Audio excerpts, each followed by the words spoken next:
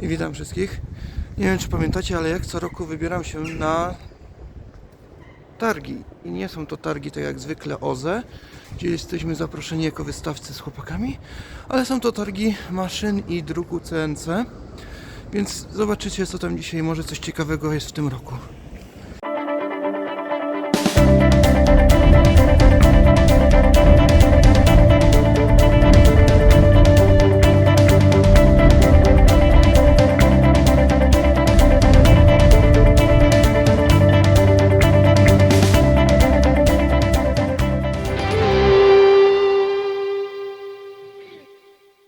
Dzień dobry, to co Pana interesuje? A tak na poważnie porozmawiajmy sobie teraz o czwóreczce. Ja już mam 2 czwórki w domu, planuję kupić kolejne 2, bo jestem z nich bardzo zadowolony względem trójki, której tutaj już niestety nie pokazujecie. Ale to słyszałem, że już tak jakby opróżniacie magazyny i wszystko przechodzi na 4. Zgadza się. Oczywiście nie opróżniamy ich całkowicie, części będą dostępne przez długi czas, tak samo jak i aktualizacje, co zresztą... Czyli wsparcie zostaje, Tak. czyli możemy sobie kupować jeszcze MK3, natomiast już nacisk robicie na MK4. Zestawów już niestety nie sprzedajemy. Widziałem. Może jeszcze przez chwilę będą złożone, wszystko zależy od ilości, ale części będą dostępne przez długi czas, aktualizacje tak samo. Dobra, a powiedz może tak jak tutaj jako przedstawiciel firmy, czym się różni ta drukarka od trójeczki? Oj. Bo o trójce jest pewnie wszędzie artykułów bardzo dużo, ona jest znana od iluś lat. Prościej byłoby powiedzieć, w czym one są identyczne. A, no to Jakby lista zmian jest naprawdę duża, zaczynając po prostu od kompletnie nowego ekstrudera z inną przekładnią planetarną. Nie są to już po prostu 2 koła zębate. Jest cała kompletna przekładnia planetarna, która powoduje, że te wydruki są dużo ładniejsze, ale jest też dużo większa siła zaciągania filamentu. Sam ekstruder jest dużo lżejszy. Bo jest mniejszy silniczek krokowy. Jest przede wszystkim też mniejszy silniczek. On jest praktycznie o połowę mniejszy od wersji w MK3. To było możliwe właśnie dzięki był zastosowaniu tej przykładni planetarnej. między innymi. A wiadomo, ten silnik waży tu praktycznie najwięcej. Tak. Jest tutaj też kompletnie nowatorski, jak na nas, podobny może do Revo, ale dla nas nowatorski system zmiany dyszy, która jest całkowicie wkładana od dołu, razem z blokiem, termistorem, grzałką. I bardzo łatwo wypinane i co najważniejsze, zauważyłem, że można to wypiąć podczas włączonej drukarki i drukarka się nie drze z błędami. Nie zalecam. Ale się da, po raz mi się udało. Wiem, że nie... Oficjalnie nie polecam, no, jakby to powiedzieć. Plus jest taki też, że te dysze można zmieniać dwojako, bo można zmienić samą dyszę, można zmienić cały blok z dyszą od razu włożony. Trzeba oczywiście wypiąć ten termistor i grzałkę. Jest też opcja zupełnie alternatywna, ponieważ wiemy, ile naszych użytkowników posiada różne rodzaje dysz, czy to utwardzane, czy duże, więc wypuściliśmy tak zwany adapter, który pozwala zamontować dowolną dyszę typu V6. Przyznam się szczerze, że używam tylko adapterów. Bo mi się zapchała, no wiadomo, zapchanie dyszy to jest jakby trochę wina filamentu, czasami trochę wina kurzu, innych rzeczy, no bo dysza jest malutka, więc nie wiedziałem za bardzo jak ją odetkać, bo ona jest bardzo długa. Nie udało mi się jej ładnie wyczyścić, więc domówiłem sobie te adaptery i teraz lecę, wstyd się przyznać, ale na najtańszych dyszach chyba za 3 albo 4 zł sztuka. I działa i wydruk jest w porządku, więc najważniejsze jest to, że w momencie jak mi się dysza przypcha czy zatka, to ja wyjmuję mam naszykowany osobny ten hot end z całą dyszą, wkładam od razu nowy, tamten sobie na spokojnie wykręcam, wyrzucam dyszę, wkręcam nową, nie bawię się w czyszczenie. Można i tak. Za 4 zł mi się nie opłaca. To jest piękno tego systemu, że każdy ma, że tak powiem, wybór może robić właśnie co chce. Czy włożyć najtańszą dyszę za 3 zł, czy nie wiem, są dysze po 300 zł. Widziałem te diamentowe. Zastanawiam się jak się zapcha. Czy jakiegoś spieku, nie pamiętam, wolframu czy czegoś. No. Tak, no ale w każdym razie największą wadą wszystkich drukarek 3D jest to, że może się zapchać dyszę, bo generalnie większość rzeczy się raczej nie psuje. Natomiast wiem, że dysze się zapychają notorycznie. Tu jest jeszcze ten dodatkowy plus, że jest to trochę zmieniona konstrukcja względem V6, czyli przewody do grzałki termistora nie wychodzą z boku, tylko wszystko idzie do góry. Czyli też czyszcząc po prostu dyszę, no niestety nie mam tutaj... Łatwiej jest wyczyścić, zgadza jest się. po prostu szczotką mosiężną Tak. można ją wyczyścić dużo Tak, łatwiej, tak. bez ryzyka tego, że wjedziemy w kabel. I czy mi się wydaje, czy do tej drukarki dodajecie automatycznie już tą silikonową nakładkę dla lepszego utrzymania temperatury, tak czy nie? Nie wydaje mi się, żebyśmy je dodawali automatycznie. To może ja dokupiłem od Być razu w może zestawie. do XL-ki, nie potwierdzę, bo to się wszystko może tam zmieniać, trzeba sprawdzić na stronie produktu. Z którymś wydaje mi się, że dostałem. Do MK4 raczej ich nie ma, Aha, no znaczy ja to mówiłem i mam. ale osobiście bardzo polecam. Blok wygląda... Łatwiej jest czyścić dyszę Tak. i utrzymać temperaturę. Temperatura przede wszystkim też, szczególnie jeśli ktoś chce drukować na przykład dużą dyszą, wysokie temperatury PLA, wiadomo, wtedy ten nawiew musi być, a drukując już przy 280 czy tam iluś stopniach, bo da się tak drukować PLA też, ten nawiew po prostu zabiłby tę temperaturę na dyszy kompletnie. Nie, tutaj jest tym. Jest też, z tego co zauważyłem, inny czujnik filamentu Jest. względem tego, trójki.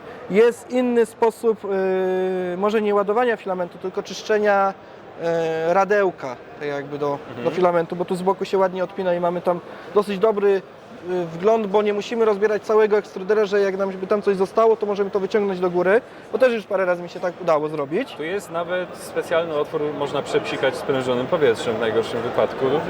Where? Tutaj, tu. Aha, to jest do tego, dobra. No. To tego nie wiedziałem. A jest to w instrukcji? Pomidor. Bo co prawda ja nie czytam instrukcji, dopiero jak mam kłopot z czymś, to wtedy czytam, ale nie wiedziałem nawet o tym, że tu można przepsikać sprężonym powietrzem. Polecam przeczytać książkę użytkownika, może się znajdzie. Czytałem ileś lat temu, to pewnie do trójki było i tego nie było. Dobra, przejrzę, poszukam ją, gdzieś ją mam. W każdym bądź razie, tak, jest. Dobra, Spokojnie. mamy czujnik Hala, który po prostu wykrywa pole magnetyczne. Tam jest taka sprężynka z magnesikiem. I kuleczką. Tak, wkłada się filament, kulka przesuwa trochę ten magnesik. Ten sensor to wykrywa, no i dlatego jest to dużo bardziej... Znaczy z tym sensorem mam mniej kłopotu niż miałem ze wcześniejszymi generacjami w trójce. To się powinno zgadzać, tak. Tam Nie była twierdzę, po że prostu- nie miałem żadnych kłopotów, twierdzę, że mam mniej kłopotów. Tam było takie ruchome ramię, które po prostu Tak. czasem mogło się zablokować, szczególnie jak ktoś za mocno je dokręcił. Tutaj praktycznie tego problemu nie ma. Jest kulka, jest bezpiecznie, jest fajnie. I tu macie nawet te sprężynki, ale nawet jeśli to ich się chyba nie da za mocno skręcić. Że to już można, Wszystko się da. ale w sensie takim, bo to jest tak jakby w tamtym była taka regulacja, że nie było jakby to powiedzieć, można było ten filament dosyć mocno zgnieść, a tutaj jest chyba taka blokada, że dokręcamy i te sprężynki tylko reagują na odbijanie tego filamentu, czy nie? Te sprężynki służą do tego, że jak się włoży filament, to one się trochę skompresują i pozwolą mu wejść. Czyli koniec końców one tak, odpowiadają za jego ściśnięcie, czyli notabene jak za bardzo je skręcimy, no to ten filament, może filament- będzie mu za ciepło czy coś, no on się spłaszczy i po wydruku. Nie, ale tu zauważyłem, że tak jakby nie było konieczności regulacji, natomiast w trójce co jakiś czas te sprężynki, coś tam było trzeba... Nie spotkałem się z tym osobiście. Znaczy- To jest, u mnie to było na zasadzie, dopóki tego nie otwierałem, to po prostu było dokręcone i tyle. Znaczy każdy ma inne doświadczenia. Oczywiście. Co prawda u Was w porównaniu z tym, co na firmie macie, to jest ale ja miałem chyba 3 lata ciągłego druku na trójce. I ona cały czas funkcjonuje, był wymieniany raz wentylator, ale to z mojej winy. No i dyszę. I tak to nic takiego, oprócz takiego jakiegoś smarowania. Właśnie tu jeszcze w związku z tym, że tam mam chyba 3 lata wydruku, byłem zaskoczony tym, że łożyska i prowadnice dają radę, bo jak kiedyś sobie montowałem swoje drukarki, kupowałem jakieś prowadnice, to one po pewnym czasie normalnie były wydarte przez łożyska, a u Was nawet śladu zużycia nie widać. Tak, zdarzało się kiedyś, że niestety trafiały się wadliwe łożyska, co oczywiście bardzo chętnie wymienialiśmy na gwarancji razem z wałkami. Po jakimś czasie przenieśliśmy się na łożyska Misumi, co do wałków niestety... Ale nie, z wałkami Nie tylko ja mówię, potwierdzę. jak tak swoje drukarki składałem, to... I aktualnie jesteśmy na również, prawdopodobnie nie Misumi, to zależy, ale bardzo jakościowe łożyska. Znaczy tu po takim długim czasie wydruku to nie mam żadnych zarzutów do tego, że to pod tym względem to wszystko mi tutaj działa. Jeszcze jedna fajna rzecz jest to, że dołożyliście to. Tak, przez Bo to mi się ten potrafiło- filament już tutaj tak nie skacze w zależności od tego, gdzie ten Znaczy, gdzie ten to ekstruder jedno przejedzie. i wasze szpulki są tak jakby idealnie nawijane, czyli warstwa przy warstwie. Jeśli kupuje się innych producentów, no to one są czasami tak nawinięte. Miałem takie, co były przewinięte, że przekręcone w jakiś sposób i się zacinały, ale to już jest, powiedzmy, ten. I potrafią tam te szpulki to jakby spaść tutaj, jak nie mają tego prowadzenia. To się odwinie na tyle przy Tak. retrakcji, że ci spada tu się blokuje na tym podajniku i się zawija i zrywa filament. To się zdarza, tutaj ten filament jest bardzo łagodnie prowadzony, po prostu niezależnie od tego, czy on jest tu, czy na tym końcu, po prostu zawsze ładnie wychodzi. Co jeszcze? Pogrubiliśmy wałki. Bardzo Tak, tu też widać. Są grubsze wałki, są grubsze łożyska i przede wszystkim nie ma tu już dwóch łożysk, tylko jest jedno długie łożysko na osi Z. Zgadza się, też pamiętam, bo składałem i tą, więc Co więcej, wszystkie łożyska w jakiś sposób staraliśmy się też dociskać z pomocą takich gumowych pasków, żeby ograniczyć ewentualnie. Nie jestem inżynierem, więc nie będę się tak dokładnie wypowiadał, jaki był zamysł poety, że tak powiem, ale faktycznie te ruchy nie hałasują tak w porównaniu tak, do MK3. względem trójki, czwórka jest dużo cichsza. Tak. Nawet już teraz ta XL-ka się zrobiła cichsza na najnowszym softie. Tak. Jest różnica.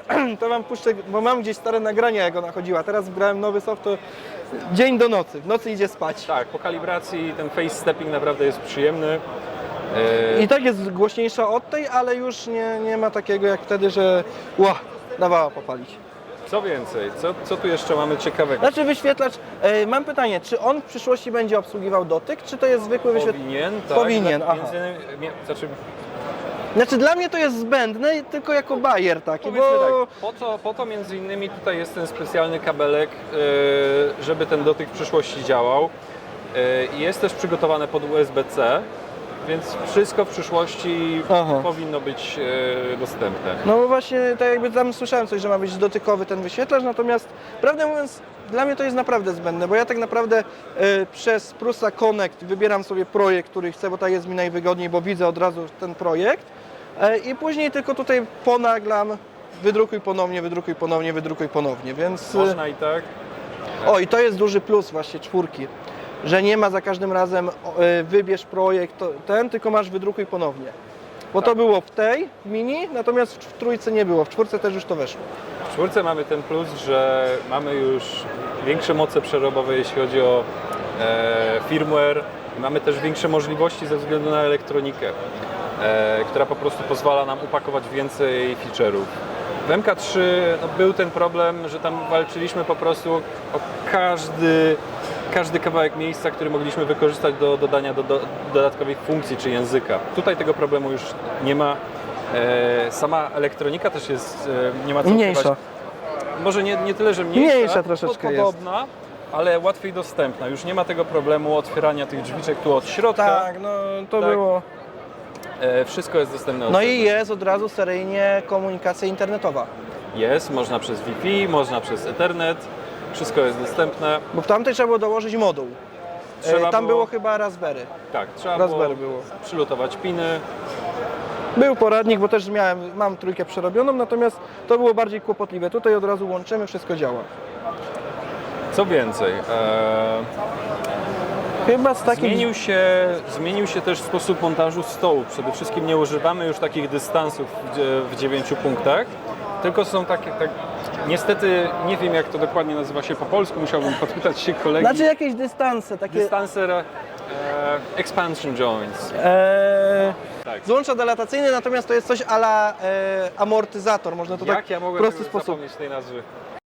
Dziękuję Wam bardzo za dzisiaj. Widzimy się w kolejnym odcinku, gdzie porozmawiam jeszcze z chłopakami na temat najlepszej drukarki według mnie na start, czyli Prusie Mini. Dajcie znać, czy mieliście styczność z tą firmą, co uważacie o drukarkach 3D, a może macie już jakieś przemyślenia albo własne drukarki 3D. Czy one Wam się przydają do czegokolwiek, czy to jest tylko bajer dla bajeru? I co Wy o tym wszystkim myślicie? Zapraszam do komentarzy. U mnie na kanale jeszcze znajdziecie lepszy troszeczkę filmik o tej drukarce, gdzie pokazuję więcej troszeczkę jej cech po dłuższym użytkowaniu. I jak wiecie, u mnie te drukarki pracują non-stop niemalże, zresztą widać to po niektórych live'ach i cały czas mi się sprawują. Zapraszam do mojego innego materiału na temat MK4 i do zobaczenia w kolejnym odcinku. Inny czujnik filamentu, czujnik Hola, czy tam sensor Hola, Hala, to się wytnie, nie? hala. Spokojnie.